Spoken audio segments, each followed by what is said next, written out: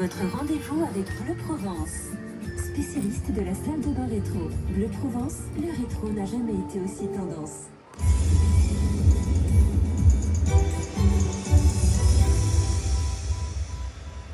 Édition spéciale qui se poursuit sur BFM TV. Au moins 5 morts en Israël, 9 morts en Iran. Voilà le bilan de la nuit. Et pourtant le cessez-le-feu a officiellement été déclaré depuis 6 heures ce matin, heure française. Un cessez-le-feu certes, mais pour combien de temps et avec quels enjeux? Dans un instant, nous entendrons le porte-parole de l'armée israélienne qui estime que le danger reste imminent, mais je voudrais qu'on parte d'ailleurs tout de suite à Be'er-Sheva. Be'er-Sheva, c'est dans le sud d'Israël.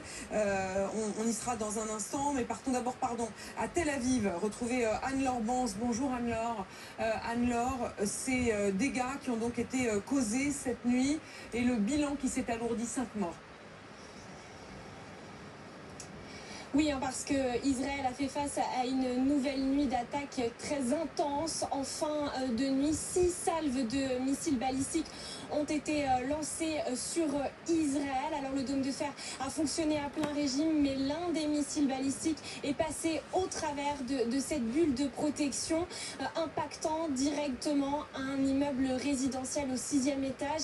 5 personnes s'étaient réfugiées dans un abri, c'est un mamad, mais cet abri a été touché directement par un missile balistique. C'est en tout cas les premières informations que nous ont données les services de secours sur place, qui continuent de regarder à l'intérieur des décombres pour trouver de potentielles nouvelles victimes. 20 autres personnes ont été légèrement blessées. Ce qu'il faut savoir, c'est que ces personnes, en tout cas ces 5 personnes qui ont été tuées au moment de l'impact, elles étaient à l'intérieur de leur abri qui est fait pour résister au souffle d'une explosion, mais pas à un impact direct. La population est donc invitée à rester très vigilante malgré l'annonce officielle désormais d'un cessez-le-feu ici en Israël.